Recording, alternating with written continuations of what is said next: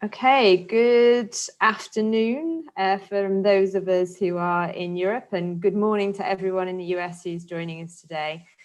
And welcome to today's webinar on international strategies for unlocking green hydrogen in the US. This webinar is part of a series of webinars that the Global Wind Energy Council and the American Clean Power Association are organizing as part of US Climate Action Week this week. And we're looking at the key solutions that are going to power the United States road to net zero. I'm Rebecca Williams, and I'm your moderator for today. I'm the director of COP26 at GWEC, the Global Wind Energy Council. And before we get started, I know everyone's itching to get started, and the panel have actually already been debating in the waiting room, so lots to say. I just want to go over a few housekeeping rules. So firstly, you can select your audio output and input here through the webcast. If you're having any technical issues, you can send us a message in the Q&A panel. And throughout the webcast, you'll be able to submit your questions to the panelists throughout in that box. We'll be taking questions from the audience throughout the panel discussion, so don't hesitate to submit your questions at any point during the webinar. And it's worth saying that in the other webinars earlier in the week, we've had really good level of engagement. So we're looking forward to your challenging questions to our panelists here today. The webinar will be recorded, and there'll be a link to access the recording. We'll be sending that out 24 hours after the webinar, so you will be able to catch up on anything that you've missed or make notes. So I think that's it for housekeeping. So we'll get cracking. I'm really excited to be discussing this topic of green hydrogen today. And I think really what we want to explore during this discussion is not just how renewables can help decarbonize power sectors globally and in the US specifically, but also how we can start to unlock the decarbonization and emissions reduction of the economy at large. So I'm really excited to be joined by my esteemed panel, and I'll introduce them, and then we'll go into some opening remarks and questions. So my panel today is Aaron Smith, who's Chief Commercial Officer at Principal Power. We've got Juan Gutierrez, who's the CEO of the Service Business Unit at Siemens Gamesa Renewable Energy. We're also joined by Dr. Sopna Suri, who's Chief Operating Officer of Hydrogen at RWE, and Johan Sandberg, who's Head of Business Development at Aker Offshore Wind. So without further ado, I'll first turn to Aaron for some opening remarks. Over to you, Aaron. Sure, thank you so much, Rebecca, and thank you all for joining today and having me here. So I'm with Principal Power. We are a technology and services provider for the offshore wind industry. We've developed a foundation called the Wind Float, which you can see behind me, to unlock the deep water potential of offshore wind around the world. And we see the hydrogen economy as being something that's really interesting for the ability to reach decarbonization in a broad sense, where from an offshore wind perspective, we've had, I guess, in the past, the limitations of needing to find shallow water resources that are proximate to electric demand centers and limited to shallow seabeds. The technology that we and others are pushing in the market allows us to get past those constraints of shallow water and make offshore wind accessible as a global industry to serve places like the US West Coast, East Coast north of Cape Cod and the Gulf of Mexico, as well as places like Japan and Korea. But you still need to locate your offshore wind farm proximate to load, and that gives you constraints in terms of transmission. It gives you constraints in terms of the stakeholders and various aspects that you need to manage to get that wind farm closest to load. If we can get to affordable, large-scale floating wind to hydrogen schemes, then we're able to remove this kind of final constraint and allow the industry to chase the best resources and generate really immense amounts of energy that can be used by a variety of users and really decarbonize the hardest to reach sectors. We are involved in a project called the Erm Dolphin Project that is a pilot scale demonstration of a floating wind and hydrogen production facility that has secured funding from Bays in the United Kingdom and will be exporting hydrogen through a pipeline that is independent from the grid. And for us, this is kind of our first step into proving and enabling this large source of hydrogen. Thank you very much. Thanks, Aaron. I'm so impressed as a moderator that you actually took your allotted amount of time as well, 3 to 4 minutes. So gold star for you. Brilliant. So next we will turn to Juan for his opening remarks. Over to you, Juan. Thank you, Rebecca. So I'm Juan Gutierrez. I'm the CEO for the service business unit in Siemens Gamesa Renewable. As you know, we manufacture wind turbines, and in the business unit that I'm responsible for, we actually do all the service and maintenance. And I like to say that we are more focused on solutions. And the role that we're playing now in hydrogen, which is actually also under my responsibility, is how can we, bring green hydrogen to a cost-competitive level. And we're not manufacturing electrolyzers, but we do manufacture the turbines, and we can integrate electrolyzers, and we can integrate control systems and learn how the wind turbine can, talk with the electrolyzer. So we do see a big role of us. Of course, learning, independent of the grid, how much can we push the electrolyzer if we ignore, for example, all the grid requirements. So we have a strong belief that the biggest lever for the cost of green hydrogen is the power price. And if we can include mods and upgrades, if we can do repowering, if we can change the design of the turbine, that would be a huge differentiating factor. So we actually have 3 use cases. We're looking at how can we integrate onshore, so meaning the electrolyzer with the greenfield onshore turbines at the substation level. We are also looking at how can we create basically a hydrogen producing offshore wind turbine, where we remove all the electrical BOP, which is pretty expensive in offshore, and then we replace that just by hydrogen pipes. So we see that there's a good way to compete there. Also with offshore, we have high capacity factor, meaning more load time and with the electrolyzer. So we think it could be very competitive, and we're starting a project there with Siemens Energy. And then the third one is we want to also retrofit brownfield wind turbines, especially in the US. We're getting to the point that many of the turbines are out of the PTC, where some of the assets are depreciated, and we can come in and we can repower them with new blades, with new nacelles, or we can do a lifetime extension and bring an electrolyzer and integrate it and create a new revenue stream. So we're adding flexibility on the revenue streams that the wind turbines can generate. So these are the 3 cases we're working on. And if we talk about the US, I think there's huge potential in the US. From a wind resource perspective, the US is one of the richest countries. So there's a lot to explore yet, onshore and offshore. And then also there's a huge install base. So even the install base can be retrofitted, and then we can, again, make a lot more flexible these plants and provide new revenue streams for our customers. Thank you.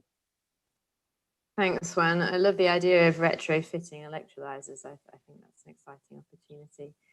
Over to you, Swapna, for your opening remarks. Sure.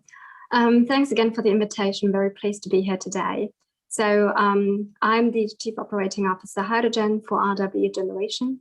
And you might be wondering who RW is. I hope you don't, because we are one of the leading utilities, actually. So we are on our path to carbon neutrality by 2040. And hence, hydrogen also plays a very important role in our strategy in the way we are actually developing our businesses. Today, we are also one of the leading renewables players globally. So number 2 in offshore wind internationally, and in Europe in onshore wind number 3. And so hence, we also have a very big renewables portfolio in terms of overall not more than 9.4 gigawatts of installed capacity, out of which, by the way, more than 4 gigawatts are residing in the US, covering onshore solar PV and batteries. So I think we do have a very close look at the Americas markets, but also, of course, being in the home turf here in the Europes, we have a very deep understanding of what's happening in hydrogen. So what's our objective here? Just to give you an idea, we do actually see that we have a pretty strong position in really developing the hydrogen business. Once and foremost because of the green power we have, but also because of our operating capabilities. Being a gas operator for decades already, and for instance, in the UK, actually still one of the leading operators of more than 7 gigs there of gas capacity. I think this is also something we can bring into electrolyzers, and also pair the storage capacity, because if we talk hydrogen and also the volatility of wind power, it's very important to have a possibility of actually evening out the respective demands on the client side.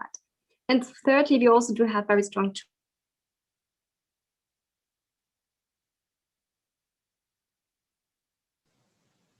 I think we've just lost something there. She did say that her internet was a bit dodgy today.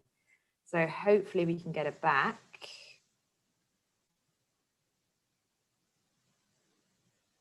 But if not, maybe let's move on to earlier than billed to Johan to help us in this pause whilst we try and regain something. Sure. Thank you very much, Rebecca. For a second, I thought it was my internet that me too. had gone, but I hope not. So thank you very much. Thanks for inviting me. So my name is Johan Sandberg. I'm coming from a company called Aker Offshore Wind.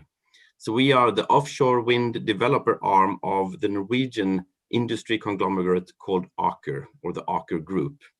And the Aker Group is an old organization. It's been around for about 200 years almost, and has a very strong and rich history in the maritime industry and in the offshore oil and gas industry.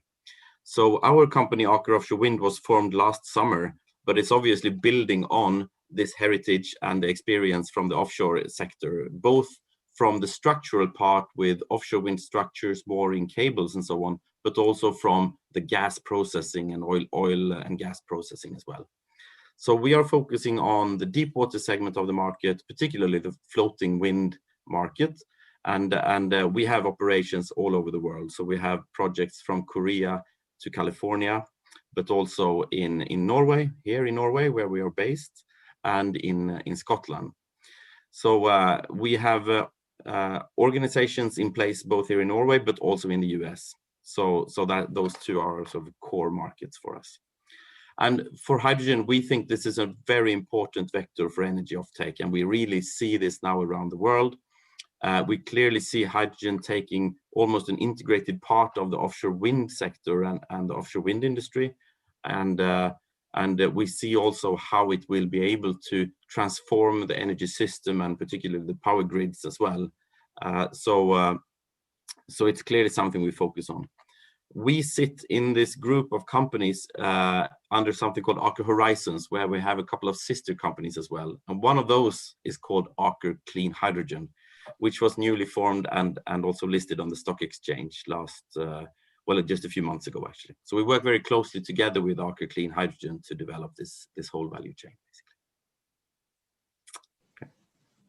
Thank you, Johan. Lots of exciting developments, I think, at Aker over the last year. So yeah, looking forward to seeing how you go from strength to strength in the business. Sopna's back with us now after some internet issues.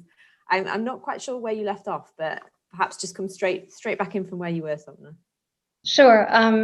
So just to give you an idea where RW is actually looking into hydrogen, we are currently entertaining a portfolio of up to 30 projects, mostly focusing on Germany, the UK, and the Netherlands. And I think also important to note, if you talk about what a hydrogen economy in the US could look like, I think what we are seeing here in Europe, it's really the recipe about talking integrated. So really bringing together demand, supply, and transport infrastructure, especially because of the volatile renewables. And I think we need to see and acknowledge it's otherwise very difficult from a chicken-egg perspective.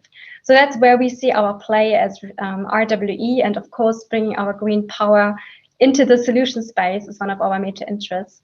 Long-term believing, I would say that there's a certain color blindness required if you think about market development, but I think in the long term, green hydrogen is really the only sustainable solution here.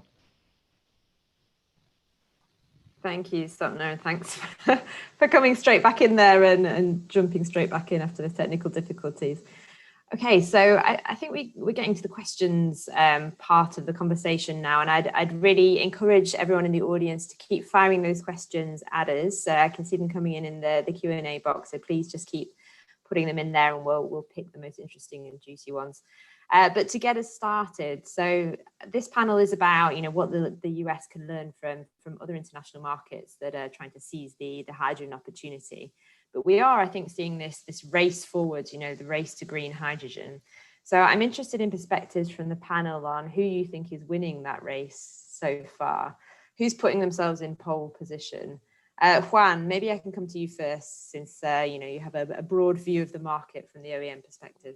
Yeah, thank you. I think the question is interesting because also how you define the winner, right? And I think when I look at the pole position, you see a huge variety of countries in different positions, right? I try to look at it in three ways. First, the policies, real funding, real targets and real paths to get there. And there, these are the countries that I see that are evolving faster. So it's not only putting a target of X amount of gigawatts of green hydrogen, or it could be also a target of CO2 reduction with some real, strength behind it, so that it really drives it and it's not just a dream. And I think there's a lot of funding and good policies, mostly in European Union countries. There I see, France, Germany, Netherlands, and Norway. They have a good, clear, I would say, deployment targets and also funding behind, right? So we see that this is moving. Many of these strategies, we see it mostly in the production side, so the supply of hydrogen. I think what is missing there is how do we drive the demand, right? Because if we can drive the demand, and we can see that long term, this hockey stick that we see in every consultant report, when we see that it will really happen, and that is solid, then investments will come and scale will come. So we need that. The second point that I always see is countries or projects that are announced. So we are following many projects. We have over 60 gigawatts identified, of course, on many different stages. And then it's a little bit different. There we see Saudi, we see Chile, we see Spain, Morocco, right, with some interesting projects. And of course, the offshore ones are always Germany, UK, Denmark. So it's a little bit different now how these projects will come to become economic. How can they use the grants that are affected? That's still to be developed. And then the final bucket that I always look is the countries that have, the things that are needed. That is mainly the resources, right? So which country has the best wind resource, right? If you want to do green hydrogen from wind, and then which country has limited resources like natural gas or others. So there you see projects, countries like Chile, right, where we have a very large project. It's very expensive to bring natural gas, and those countries, could achieve, let's say, cost parity sooner. Also, Australia is a very good place, right, with great wind resource. So I think it depends how you look at it. But I think there's very different positioning from all these countries in this race. Thanks for that. And one of the things there you were mentioning, Juan, was about the kind of the projects and how the policies map out and link into that. Maybe if I can come to you, Aaron, because you mentioned in your introduction about the Dolphin Project, and I think that's a really interesting example of the synergy between floating wind and hydrogen production. So from your perspective, also looking at this from a floating angle, who do you see as the kind of leaders in this space at the moment? I mean, I think that the UK is a clear leader in the space from the floating angle right now, with the pots of funding that they have, and really with offshore wind in general. There are, at least in the case of integrating floating and hydrogen and doing these things in the offshore environment, there's certainly a need for that sort of technology development and funding in order to get this right. At the same time, to actually not just develop the technology and have it go somewhere else, but to win this race, I guess, if that's how we're phrasing it, you need to be creating opportunities at the right degree of scale, because the offshore size is everything, and you really need to be making sure that you're starting to think about these projects in terms of gigawatt plus clusters in order to get the right cost reduction, to drive the cost of the input down. And I think that's where we're mostly focused is on how to move beyond the technology development to the scale development, because offshore wind projects do take quite a bit of time to bring to market. Mm-hmm. Absolutely. Thanks, Aaron. Swapna, I just wanted to come to you as well on the kind of demand side challenge, I guess. And you mentioned chicken and egg there. And I think the demand side question is a bit like that. Have we got the right policies to pull through from the demand side yet for the market for green hydrogen? And do you see any examples where that's being done really well globally yet? Yeah, I think it's definitely valid to think about, is the demand side already ready? And I would say, at least talking to different partners or customers in the industry, I would say in principle different sectors are ready because they really see the urge for decarbonizing and they really understand electrification is not going to be the solution. So especially if you talk steel, if you talk refineries, the chemical industry, or even the transport sector. However, and that's why I did mention indeed the chicken egg challenge, of course, many of them are also wondering, is the volume even available? And at which cost is it really available? And it's not only about using hydrogen as one of the, let me call it, materials or fuels in their processes. It's also the challenge the demand side has to partly having to retrofit or even fundamentally change the way they are having their own core production processes. So if you take, for instance, the steel industry, I mean, you would really have to substitute the way they're actually using coke today to moving to direct reduction of iron ore. So that needs a huge capital amount. So there's a big value chain one needs to consider from a policy perspective to saying it's not only about subsidizing or creating the right regulatory frameworks to making sure the capex for the electrolyzer for hydrogen is there, but actually that you really think it through all the way to the demand side. If you're asking now for what kind of examples do we see, I think to be very open here, we see a lot of debate happening, especially in the European market. And yes, Europe is very ambitious, and I think we all personally very much appreciate the ambitions that have been laid out in order what they want to achieve. Instruments I do, however, see is mostly now happening really only on the subsidy scheme side. So talking specifically about the important projects of common European interest. So there, I think we have a very good instrument for really joining up then demand and supply by saying, hey, let's calculate a business case, let's understand the funding gap, and then have a full case that can be presented. The question is that a sustainable model? And of course, we also have other instruments like the European Innovation Fund, again, talking about how much of CO2 avoidance can you demonstrate. Is it really an innovative low carbon load technology, which is another element. I think other measures on the regulatory side under debate are surely topics like the quota. So if you think about Renewables Energy Directive 2 and what it really means for raising the need, I think that's a very good instrument because then you could instantaneously make refineries ask for green hydrogen just because they really have an incentive to substitute the grey one. And that would be an easy one to take because there are no further, I would say, higher costs associated on their side. But then is that enough, yeah? And if I talk back again about the steel industry, you might rather have to think about, I would say, instruments such as, let me call it, carbon CFDs or product-related CFDs that actually bring the steel at par. Because products which are internationally, globally traded, hey, you can't do it only in the US, you can't do it only in Europe, you have to think globally. And that's why I'm saying there's a variety, but I think importantly is policymakers have to think both supply and demand. And I think everybody also here around the panel who's in what degree ever involved in hydrogen projects is hence also taking this integrated approach today.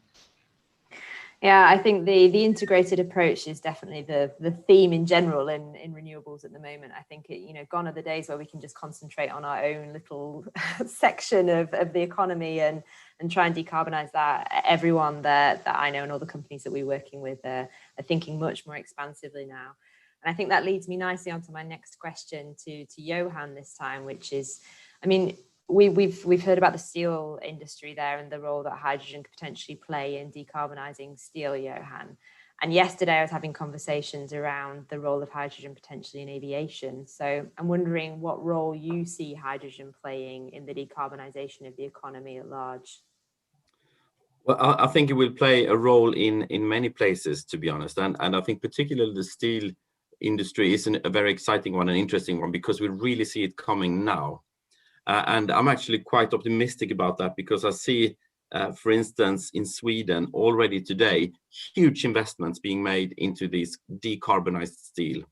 And the entire country is basically focusing on heavy industry, being particularly the steel industry, but also concrete, also paper and pulp, petrochemicals, refineries, and so on as well. So I think by setting clear targets on a national level, you drive the industry to take those measures. And I think it's also interesting from our point of view because we can now start thinking around a decarbonized supply chain and even a decarbonized value chain for our whole industry here. Mm-hmm. So I'm thinking also, for instance, as we now develop offshore wind projects, we can both actually source our steel from these green steel suppliers or decarbonized steel suppliers. We can also build the vessels that will operate our wind farm, built to run on CO2-free fuel based on hydrogen. It could be ammonium or it could be hydrogen. So we are basically now starting to see the emergence of a circular economy in our industry.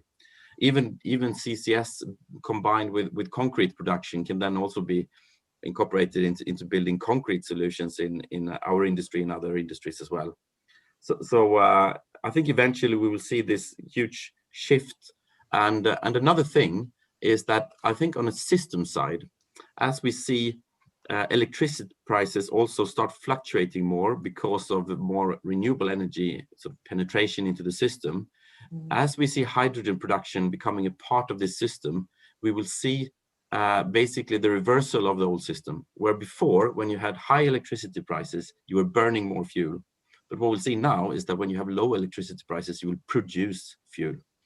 And that will not just balance the system and the grid as such, but it will also balance the price picture of power. So this whole power fuel balance is very interesting to see developing here. And I think still even in the academic world, much of the sort of simulations and systems and tools they use are based on the old system, but we now also see the new system coming. So very interesting to see how this develops.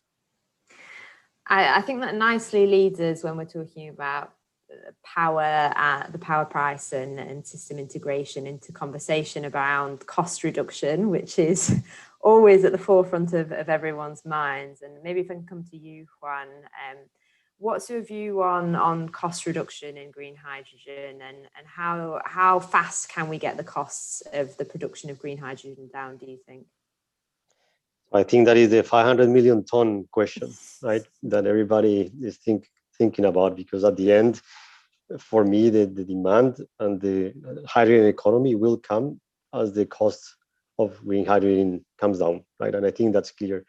I think the incentives are important to get there, not only the incentives, but the sustainability and the long-term view of these incentives, because the biggest drivers for the reducing the cost is, again, electricity cost, right? It is key that the input that it goes into the electrolyzer, that is important. And we have been reducing the cost of wind for many years now, right? We have been reducing it significantly. We're at pretty low levels. If you look at the US, the PTC and all the incentives that have been done here, they've really driven the cost of electricity down to levels of $20 per megawatt hour.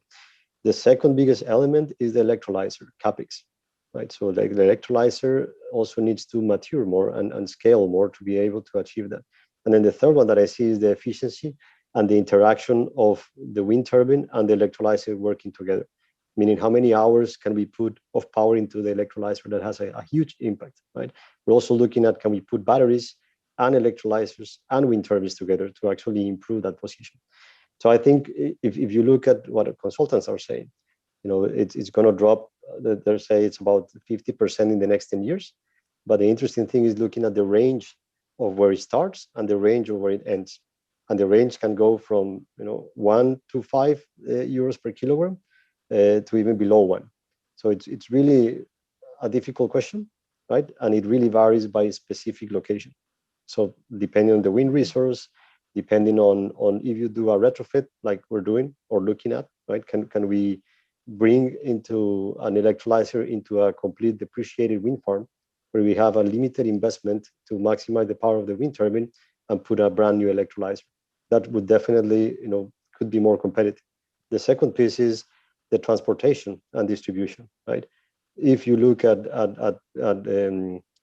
industries that are consuming hydrogen, and we have a wind farm that is really close by, the cost of that hydrogen is much cheaper and much lower. So I think the 50% in the next 10 years has to happen. I think it could be even sooner than that. Does anyone else from the panel want to come in on the cost reduction point? I know that this one gets people going and does depend on which consultancy reports you read and what you assume.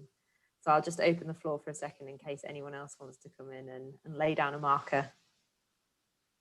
No, everyone's being shy. That's fine. I think then we'll move on to the next question, which is, given that we've just talked about cost reduction as, you know, one of the challenges of getting this technology off the ground and playing a role in decarbonising the economy at large. My next question to the panel is, what do you see as the other challenges, I suppose, in bringing green hydrogen forward? And perhaps if we can look specifically at any kind of more physical or infrastructure challenges with the technology. Maybe Aaron, I'll come to you on that one. Yeah, I mean, I think that the general topic that that we need to see addressed beyond the ones covered by Juan is just in terms of what the implications are for the difficulties of transporting this molecule are for how the economy eventually develops, whether it becomes really a regional market or whether it becomes kind of a global commodity. I think for me that's a really interesting question that I'm just paying very close attention to. For us as a technology supplier, we're much more on kind of the input side of things in trying to get to the ability to produce energy cheaply and at very, very large scale. So I'll pass it on to others. Maybe this is one for Johan, with your history of expertise in transporting molecules rather than power. Well, I mean, here in Norway, it's obviously a huge offshore gas grid in place in the North Sea, and it's basically connecting all the countries around the North Sea, so the UK, Netherlands, Denmark, Germany as well. And I think many of us have quite high hopes around being able to produce hydrogen and just inject it into this existing infrastructure. But obviously, as has been alluded to before here, it's challenges with that, and particularly the brittling of metal. Obviously, when you have these small molecules of hydrogen penetrating into the metal and making it brittle. So it's a pretty big task here to see how the infrastructure would cope with an increased level of hydrogen. And that's kind of well known for the bigger pipes in this infrastructure. But then as you go into the smaller and smaller and smaller veins, all the way up to the stove in people's homes, it's not that easy to actually keep control of all of that. So it's probably likely to increase the hydrogen content quite a lot, and certainly the energy content quite a lot. But it's a big task to map up how this infrastructure can cope with increased hydrogen. Maybe I can add to that, Rebecca, because the question Absolutely. is interesting, because you talk about the production of green hydrogen, and I think the production is not a big problem. I think that will be solved, right? It's about, of course, how competitive it can be. But for example, in SGRE, we already invested, and we have a branded pilot facility where we already have a wind turbine. It's operating, it's connected with an electrolyzer, and we're already producing hydrogen. We also have a battery, so we're basically testing already and learning. Let's say this is our technical playground to really learn about this. So you can produce hydrogen from it. The challenge for me is the whole value chain and the whole supply chain, and really developing that and ensuring that you promote all at the same level, right? You don't drive one piece and then you create a bottleneck on the other side.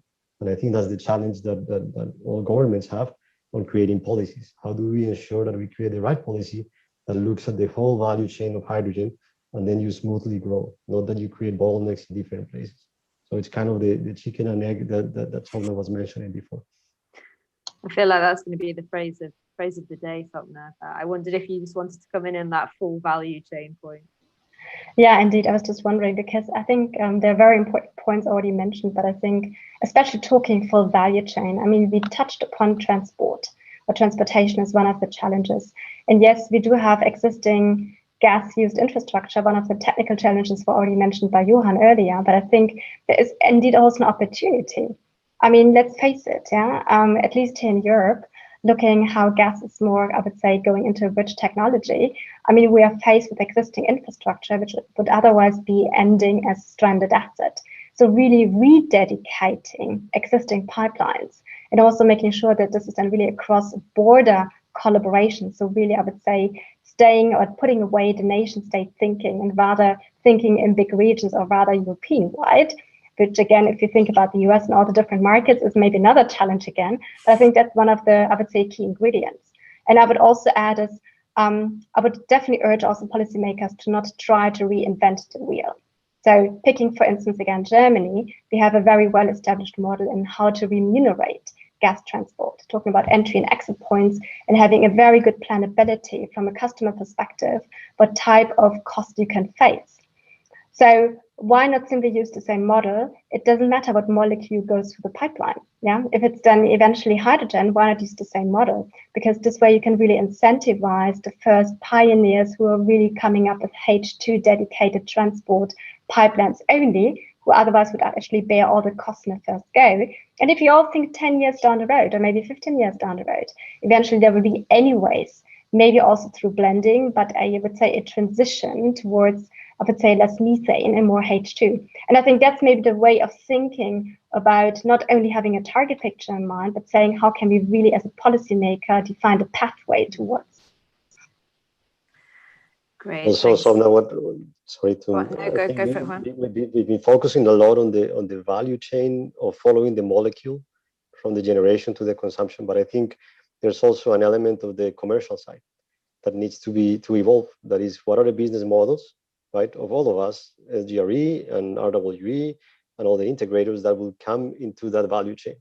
Also things like the hydrogen purchase agreements. How do we ensure that the hydrogen purchase agreement is bankable, so that we have enough banks and investors to come in and do it, and then don't judge this as a high risk investment that overall would increase the cost of capital. So I think it's not only the technical piece but also the commercial piece that needs to come into play. Absolutely, I would actually not disagree at all. And but I think indeed it's always a question: where are we looking at? Are we looking at a stage where we are all pioneering, or are we already looking at the end state where we indeed would have a mature commodity? And as you said, I mean, purchase agreements, we all are very familiar with from the power side. We are pretty familiar, I would say, also on the gas side, but how do we now really transfer this know-how? And I think for this one, again, it needs help. It needs help by government, and it needs help from funding. It's not going to happen by itself for none of us. I think that's such an important point, and everyone's getting very animated about it, rightly so, because I think on the kind of business models point, it is easy to forget that we are talking about a technology here that is kind of in its infancy when you look at it from a kind of global perspective. And the conversation that we're having now, I think, was happening 20 years ago with offshore wind. How do you bring the cost down? Who's going to finance it? How do we get there? What are the business models? And in a very short space of time, we've solved those challenges. But I think we shouldn't lose sight of the fact. And I think it's easy to, because the urgency of climate change and the urgency of the disruption that we're seeing in the energy market. But we shouldn't lose sight of the fact that this is an innovative technology and we don't have all the right answers yet. There's lots of things to work on. We've had a question in from the audience, which I'm keen that we take a bit of a punt on. So, question to the panel: what do you think are the first large-scale applications of hydrogen or its derivatives? What will they be in the US? So, how do you think that green hydrogen will first be used in the US?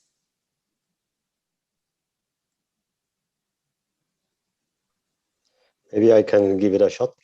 Go for it, Juan. So I think if you look at the US, maybe today we learn more of how this will be deployed. Good point. Right? I think it's very important to see, what the new administration will do.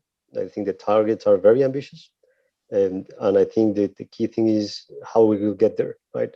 How we will drive the demand, how we will establish a stability in the supply chain and the different infrastructure. So I think that would be an important step. I think in the US, the initial projects that I see could come is maybe replacements of consumers that are already buying hydrogen. Right? So like I explained before, I see that there are places where there's a lot of hydrogen being used, and there's a lot of wind farms around it. So we're actually looking at where does those maps come together, and then we can retrofit, like I said before. So if there's an asset, we can come in, we can repower it with a much powerful turbine, that maybe the asset is depreciated, and then we avoid the issue of the long transportation and the infrastructure if the location is close by. So I really think that could be a way to get started here. It may not be a large scale of gigawatts like we see in Europe, even with these islands that we're talking about. But it could be a good way to start while it evolves. But again, it would really depend on the long-term policy, the amount of funding that they put in, and that will really could change the picture big time. So does the panel see a kind of global commodity market for hydrogen then? Do you feel that hydrogen will become the new fuel which is kind of traded globally in a similar way to LNG? Maybe I can pick this up to give it a go. So I would definitely say yes in the long term. Yeah, I think saying that this is going to be happening tomorrow would be just naive to think. So why am I saying this though? Because I think, to be very clear, we might have certain spots on the planet where indeed there are very, very favorable conditions for renewables, and also the additionality of building out more renewables for producing green hydrogen is maybe not constrained by land or by seabelts. But however, I think, especially if I look about Europe again, we do have a challenge. Yeah? So long term, we won't be able to meet our own green hydrogen demand by homegrown green hydrogen, and we will have to have imports. So I think there's a natural logic about imports and exports and trade flows to happen, just like we see today with LNG. However, I think it also then means that it will be a careful balance, because today, at least transportation, it adds to ending up with 3 times of the actual cost of the produced hydrogen. So today it's definitely not competitive, but I think it's a bit more about saying, again, scalability is going to happen. And I think also some element about certification, because eventually customers, just like we know it with power, they will want to understand, why is the hydrogen that I'm importing for good reason actually really green? So I think there's a lot of learning, again, from the power sector, talking about GRO certificates that we could also then transfer to learnings about trading in the long term. Yeah, and then we'll definitely see flows, maybe within APAC from Australia to other Asian markets like Korea or maybe Japan. But I think there should be also some flows coming into Europe, definitely. Johan, did you want to come in? I completely agree. And let's not forget that there is already an industry today around hydrogen and the logistics system around it. So, for instance, in Norway, there is now a few ferries here running on hydrogen, and the hydrogen is being shipped up from Germany. So it is already some sort of trading going on between countries and so on. And I think we've already seen one of the first hydrogen vessels being built in Japan to ship hydrogen from Australia to Japan and replace some of that natural gas that they are reporting. So we're definitely on that route, and obviously, yeah, we do hope that this is going to be a global commodity for sure. Aaron, did you want to come in on that one? Yeah, I guess maybe I'm a little bit more skeptical that it'll be quite as global as we're talking about here. I see it maybe a little bit more regional in nature, but those regions are still quite big. So that doesn't exclude, having clusters in Northern Europe and those clusters trading with Southern Europe but I think that the difficulties with transportation may represent a bit more of a constraint where you might want to be thinking at a slightly, I guess, more narrow basis than purely global, as we've seen. So maybe I'm a bit of a skeptic in that respect, but I think that the beauty is that you really can go target those areas within those regions that have the significant renewable resource, the land mass, and you can produce a fuel that can be consumed anywhere within that region. Yeah. So when we're thinking about clustering, I think that nicely leads us on to another question that we've had in from the audience, which is around whether the panel sees the addition of batteries for electrolysis as a good idea to balance load from wind. So I suppose we're getting into this kind of this portfolio approach that developers or generators might want to take. I mean, do the panel have thoughts on that? Are there any plans that you have in motion already for that? I don't know whether Dolphin, I can't remember actually off the top of my head what the Dolphin project encompasses, Aaron. Yeah, so that project will have batteries on board, but not as a means of storage and using that electricity to then drive the electrolyzer. It's more so that it has the capabilities to be independent from the grid, so you don't necessarily need to run a power cable and a export pipeline. So the idea is to have an islanded system effectively. That being said,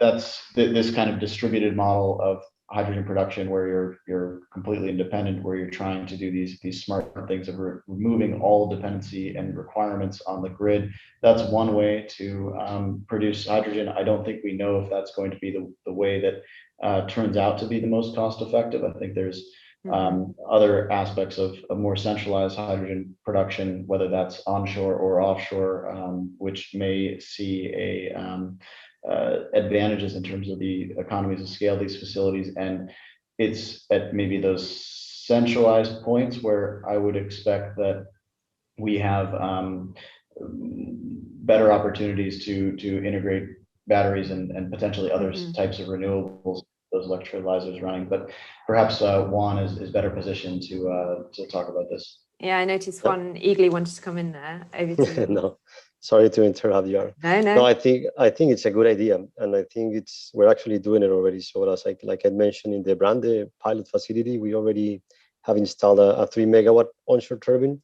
We have a 300 kilowatt electrolyzer, and we have a 560 kilowatt hour per kilowatt battery. And this is exactly what we're trying to do. We're trying to see how the battery interacts with the turbine and the electrolyzer, and can we optimize the flow of hydrogen, right? And it's not only to increase the load factor to the electrolyzer, because it's a big element, right? So we want to keep the power flowing into the electrolyzer, so that helps. But also from a wind farm or an energy plant, that I like to call it better, it creates another potential revenue stream and another ability to maybe bid into grid services or frequency control or other things. So I think we are exploring that. I think it actually gives more flexibility to the wind farms. And of course, it depends again on the cost and how does the cost of batteries evolve with time, right? So all these things are changing as we speak. But from a technical point of view, it makes a lot of sense.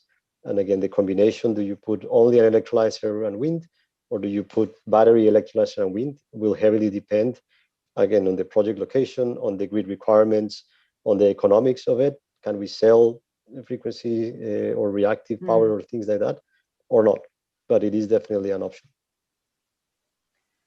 Sopna, Johan, do you want to come in on that at all? I think this is really Joan's domain, and I obviously completely concur with that. I think it's, as we see technology development in different fields, it's all going to accelerate the system development as well. So I think that's how it will sort of fuel each other, all of these technology development tracks. Yeah, and perhaps we're back to the chicken and egg scenario here as well, in terms of, how do you then build if we're talking about things like, frequency response or reactive power or something, how do we get the right framework in place from the system operator point of view to bring forward those opportunities? And that takes us back to the kind of market design question and what we were talking about earlier in terms of business models. What I can say, though, I maybe just add something to this. So something that we have clearly looked into is the electrification of the oil and gas industry, the offshore oil and gas industry, and those platforms. And they are rather large system, but they're still island systems. So this is where we really can see a good combination of hydrogen as storage, sort of long-term storage, and obviously also batteries to make the system work and to optimize the system. So I think that combination of both, obviously, wind power as the source of energy, then hydrogen as the long-term energy storage, battery as frequency control and short-term storage, but also load control for those systems in the oil and gas assets that aren't really critical, like water injection or gas compression, and some of that can be actually a part of this system balance. So I think all of that can be actually tried out in a way in these smaller systems, like an oil platform or an island. Aaron, is that something that you're looking at from your perspective? I know that for the oil and gas industry, obviously floating wind is a key ambition, and that there are potentially synergies between the two industries there in the way that Johan was talking about. Yeah, and Aker Offshore Wind is a key partner in that sort of thing. So absolutely. Fantastic. Okay, I want to kind of bring it back around, because this is a panel about the US at its heart, and we've had lots of international perspectives there. We expect that Biden will be making an announcement tomorrow about the US's climate ambition, and he might not get around to hydrogen. Perhaps that's a second tier ambition. But really what I'd like to know from the panel is, if the US does want to be a leader in this space, what would you like to see next from the administration in terms of enabling hydrogen? Maybe if we can start with Sopna. Yeah, sure. I think the starting point should really be to come up with a national strategy. I mean, let's face it, I think every market we're talking about who's been really serious about hydrogen and has been really going into more details has started with really clearly articulating an ambition, so really quantifying it in terms of, I would say, climate targets, but also kind of making a translation what it means in terms of, I would say, translating into capacities for electrolyzers required, and then working on the regulatory framework. And I think the signal on federal level would be very, very important, because then eventually we all know that the US, it's not a market. Yeah, we're talking multiple markets here. So I think it's also a very good signal to the states to then rethink how they, depending on their, let's call it, renewables footprint, want to get into the game.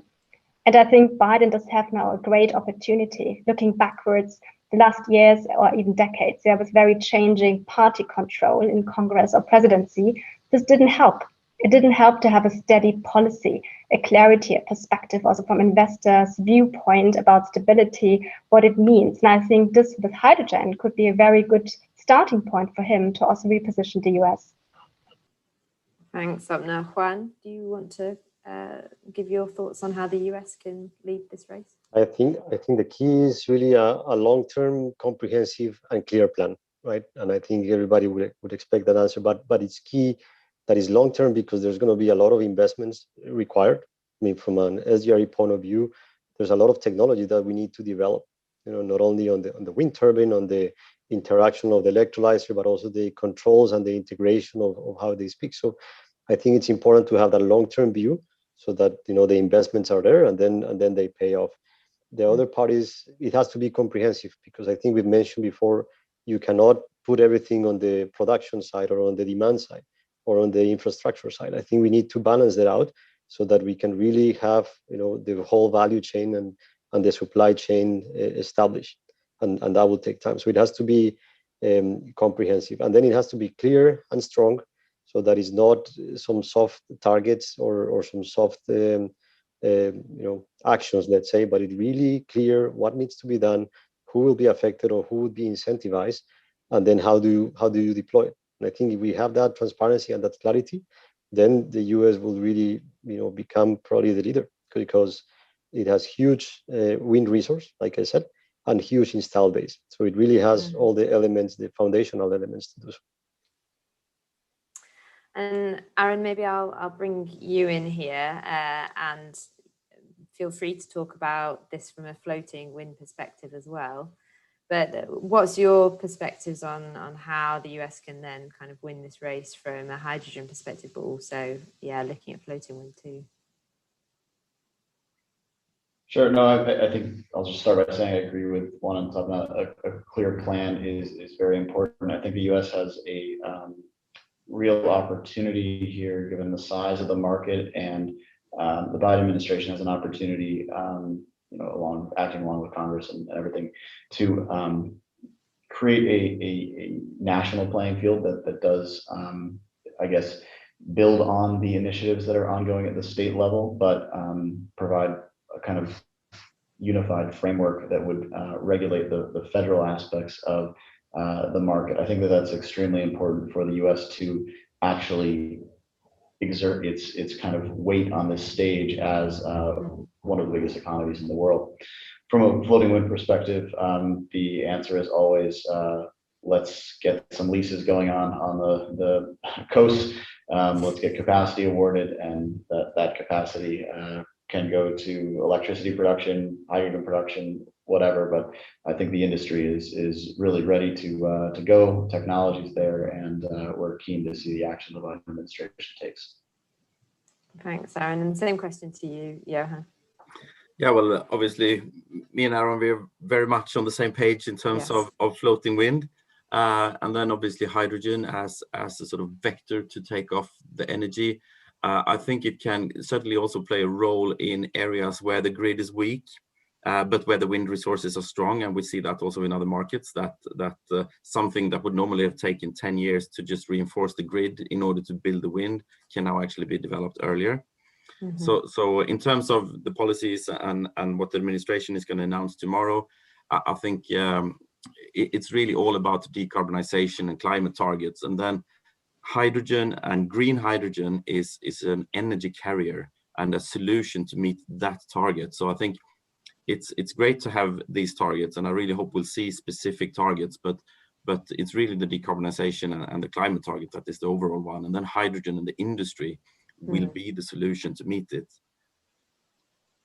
Yeah, absolutely. I think that's something that we can all agree on, and looking forward then to seeing the announcement that does come out tomorrow. I mean, it's been a good week so far. We've seen targets again from the UK government and then from the EU late last night. So the stage is set for something ambitious tomorrow, and looking forward to finding out what that is.